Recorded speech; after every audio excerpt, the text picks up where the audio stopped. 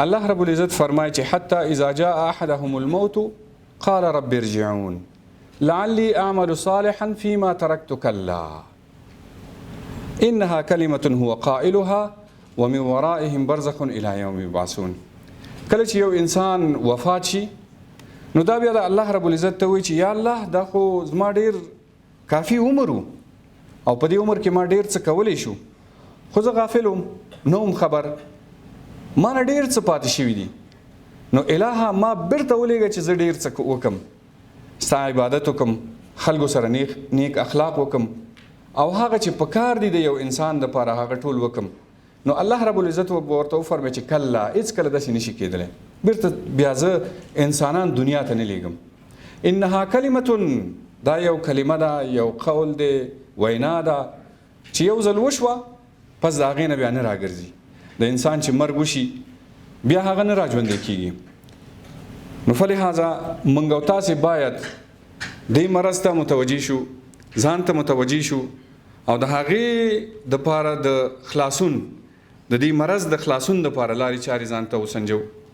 الله رب العزت په قرآن کریم کې دا ټول موږ ته ذکر کړي دي، لکه څرنګه چې په آیتونو کې موږ ته ذکر کړي دي چې د دې مرض کله چې دا مرض چا باندې ولګېږي نو د دې بیا خطر څه شی دی.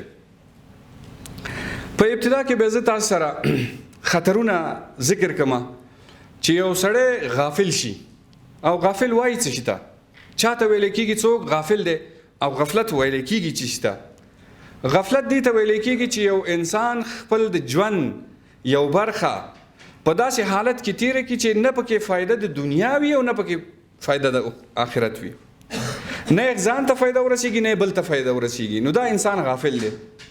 اکثره خلک په تلیفون کې مصروفي گیمونه کوي، یا اکثره خلک داسې ناسې خپل په تصوري ژوند کې مصروفي، او دې ناسې دلته که داسې مالداره شوم دوم دا کار به وکړم، او که داسې مالداره شوم نو دا کار به وکړم، او که داسې شو نو داسې به شي، که داسې شي داسې به شي. اخره یو وخت کې 1 ساعت 2 ساعته په دې باندې تیر شوي او هېڅ څه شی هم لاس کې نه وي، نو دې انسان ته غافل ویلی کېږي. او یا ناست یې همداسې فکرونه ځان سره کوي، یا چا سره جنګي، یا چا سره په ځان سره په غیبت باندې لګیایي، یا بل چا سره داسې وخت تېروي چې هغه عبس وخت وي، نو دې ته غافل ویلی کېږي. دا غفلت دی په خپله، او دا انسان غافل دی. نو الله رب العزت دې موږ او تاسې د دې مرض نه وساتي. اول به زه تاسې ته د دې خطر وښیم چې که دغه مرض باندې څوک مبتلا وي نو د دې خطرونه څه شی کېدلی شي. په ابتدا کې الله رب العزت فرمایي که کوم انسان په غفلت باندې او یا د غفلت په مرض باندې اخته شو نو امکان د دې شته چې دی هلاک شي، او د دې هلاکت دواړه قسمه دي. په دنیا کې هم کېدی شي هلاک شي، دته تکلیف ورسیږي، په ژوند کې دی پرمختګ نشي کولی، دی به خپل په ځای باندې ولاړي، خپل په ځای باندې به ولاړي، دی به خپل په ژوند کې پرمختګ ونشي کولی.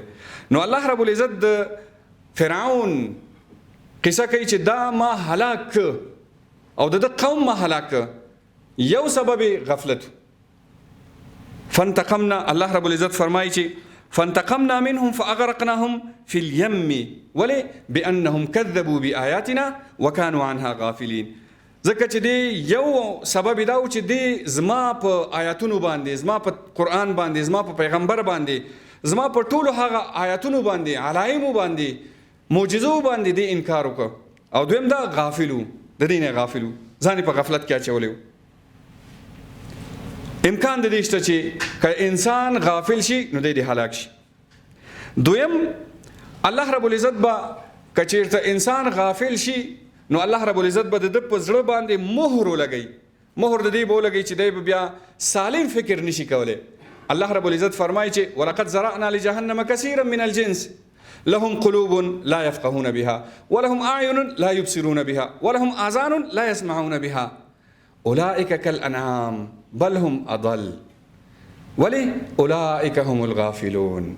الله رب العزت فرمایي چې ډېر داسې کسان به زه دوزخ کې واچوم چې دوی ته به ولې به واچوم دوزخ ته، ځکه چې دوی ته الله رب العزت زړه ورکړی و، د زړه نه سالمه استفاده نه کوله، د سترګو نه سالمه استفاده نه کوله، د غوږونو نه سالمه استفاده نه کوله، او دا ټول بند کړي وو. وجه څه وه؟ وجه وه اولئک هم الغافلون. البته نتیجه دا وه چې دا دغه رقم انسانان الله رب العزت ورته خطاب د حیواناتو کړی چې دا حیوانات بلکې حیوان نه بدتر دی. د خپل فلسفه ده چې ولې د حیوان نه بدتر دی؟ ځکه چې الله رب العزت فرمای حیوان ته ما عقل نه دی ورکړی، که هغه عقل استفاده نه کړي نو هغه نشته، دی ته ګناه نشته ځکه چې ورسره نشته. الله رب العزت انسان ته عقل ورکړی دی، در حال چې یو سړی یو صفات ورته ورکړي الله رب العزت او هغه د هغې نه استفاده نه کوي، سالمه استفاده نه کوي، نو هغه د حیوان نه بدتر دی. نو یو انسان چې الله رب العزت ورته عقل ورکړی دی او هغه هم د حیوانیت ژوند کوي، نو دا د هغې نه بدتر دی. دا هغه کسان دي، مثال هغه کسان دي چې دوه کسان دي په لاره سفر باندې روان دي، دواړه تږي دي، یو سره اوبه شته یو سره اوبه نشته، دواړه نالیږي، دواړه وایي چې یاره ډېر تږي یاستو ډېر تږي یاستو. نو هغه یو خو وایي چې ما سره اوبه نشته، دا تا سره خو اوبه شته ولې نه څکې؟ نو دغه انسان چې چا سره اوبه شته او هغه هم تږی، نو دا د هغې نه ډېر بدتر دی چې چا سره اوبه نه وي، حالت یې ډېر بدتر دی. نو ځکه الله رب العزت په دې آیت کې دا خلک د حیوان نه بدتر ذکر کړل، اولئک هم الغافلون. وجه هم دا وه چې دا غافل. نو خطر دا دی چې الله رب العزت به دا انسانان د حیواناتو نه بدتر ژوند ورته نصیب کړي په دنیا کې او په آخرت کې، او مهر به یې په زړه باندې ولګوي. نو پس د دې نه به بیا د دوی هغه انکشاف فکري نه کېږي، انکشاف ذهني به نه کېږي، دوی به مخکې نشي تللی. نو ځکه الله رب العزت دوی ته خطاب د حیواناتو. بل خطر دا دی چې موږ به د نهي په مقابل کې چې الله رب العزت یو کار یو فعل نهي کړی منع کړی، د هغې په مقابل کې به موږ وګرځېږو، او داسې نشي چې موږ مورد د عذاب وګرځېږو او موږ مورد د خلاف د قول د الله رب العزت وګرځېږو. الله رب العزت فرمایي چې ولا تکن من الغافلین، مومن بنده مسلمان بنده د جناب رسول الله صلی الله علیه وسلم امتی د هغې د لارې پیروان هغه غافل نشي کېدلی، هغه باید چې غافل نه اوسېږي. نو ځکه الله رب العزت فرمایي چې ولا تکن من الغافلین، تاسې د غافلانو نه مه اوسېږئ. ای د رسول الله صلی الله علیه وسلم بندگانو امتیانو، ای زما بندگانو، تاسې د غافلانو نه مه اوسېږئ. نو الله رب العزت فرمایي چې ولا تکن من الغافلین، او ته وایې چې نه زه به غافل اوسېږم، نو دا د الله رب العزت د هغه عمل چې منع کړی دی د هغې خلاف کېږي. نو دا هم یو خطر دی چې سبب د عذاب د الله رب العزت، سبب د ناراضگی د الله رب العزت وګرځېږي. څلورم خطر چې یو سړی غافلی، هغه دا دی چې انسان کله چې غافل شي نو هغه به د اهل نار نه، د دوزخیان نه به وګرځېږي. الله رب العزت فرمایي چې ان الذين لا يرجون لقاءنا ورضوا بالحياة الدنيا واطمأنوا بها والذين هم عن آياتنا غافلون. څوک چې زما لقا امید نه لري او هغوی په دنیا کې په دنیایي ژوند باندې مطمئن دي او په همدې باندې خپل ژوند آراسته کړی، نو اصلا دوی غافلان دي. نو کله چې دوی غافلان شي اولئک مأواهم النار، الله رب العزت فرمایي چې د دوی هغه ورتګ ځای دا به دوزخ به شي، اور به د دوی آخر ځای وګرځېږي. بما کانوا یکسبون، په هغه عمل باندې چې دوی کړی، یعنی دوی غفلت کړی دی، الله رب العزت به دوی اور ته ورواچي، الله رب العزت به دوی دوزخ ته ورواچي. نو په ټوله کې دا غفلت سبب د دې کېږي چې انسان د الله رب العزت د قهر، د هغه د عذاب، د هغه د لعنت سبب وګرځېږي. یو علامه د غفلت دا ده چې انسان به په طاعات او عباداتو کې تکاسل کوي، یعنی ډېر به په مشکله باندې عبادت د ده نه کېږي. مانځه ته چې پاسېږي نو دی به لکه د غر چې په اوږو ایښي، دی که ذکر کوي نو ته وایې چې دا ژبه یې درنده شوه او په ده باندې بیا نو څه تکلیف راغی. که دی تلاوت کوي نو د به خلق تنګېږي، که دی به مسجد ته ځي نو د باندې به بیا د خلق د ده تنګېږي، که دی به بل یو چا سره ښېګڼه کوي نو دی به بیا زړه به یې تنګ شي او بیا به ووایي چې یاره زه دی سره څه رقم وکولی شم چې ده ته خیر زما ورسېږي. نو اوله علامه د غفلت دا ده چې دی به د عباداتو کې تکاسل پیدا شي. دویم د معصیت او ګناه سره د ده الفت پیدا کېدل، یعنی په دې معنا باندې چې ګناه ته د ګناه په سترګه باندې ونه ګوري. رسول الله مبارک صلی الله علیه وسلم فرمایي چې منافق هغه انسان دی چې کله په ده باندې یو ګناه راشي او دی یو ګناه وکړي داسې تیریږي په ده باندې لکه د ده په مخ باندې یا په پوزه باندې چې مچ ناسي او دی په بېخیالي کې بل چا سره خبرې کوي او دا مچ والوځي. رسول الله مبارک صلی الله علیه وسلم فرمایي چې هر انسان ته بخښنه کیږي لیکن مجاهر ته بخښنه نه کیږي. صحابه پوښتنه وکړل چې مجاهر چاته ویل کیږي؟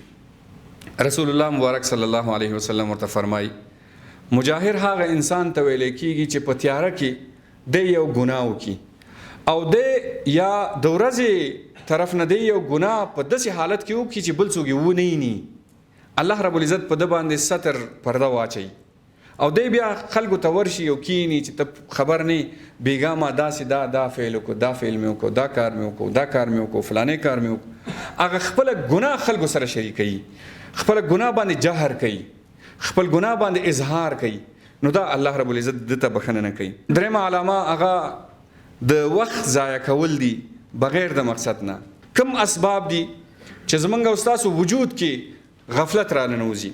نو اولنې سبب چې دی هغه جهل دی په الله رب العزت او د هغه په دین باندې چې موږ خپل د دین نه خبر استو موږ خپل د قرآن نه خبر استو موږ د پیغمبر صلی الله علیه وسلم نه خبر استو موږ د هغه د سیرت نه خبر استو موږ د هغه د احکام نه خبر استو. دویم د دنیا محبت دی. انسان کله چې زړه کې محبت د دنیا نه نوځي دی پوه شي چې زما په وجود کې غفلت را ننوتی دی. ومنهم من يقول ربنا آتنا في الدنيا وما له في الآخرة من خلاق. یو انسان که وایي چې خدای پاکه د دنیایي هغه اسباب او د دنیایي وسایل ماته برابر کا نو هغې ته په آخرت کې بیا هېڅ شی هم نشته دی. دریم او آخري سبب چې زه بیانوم دلته هغه د غافلونو سره صحبت کول دي. غافلونو سره ناسته ولاړه ده. یو انسان چې بدو سره کینی نو د هغه نه به بد زده کوي. یو سړی چې د نیکانو سره کینی د هغې نه به نیکي زده کوي.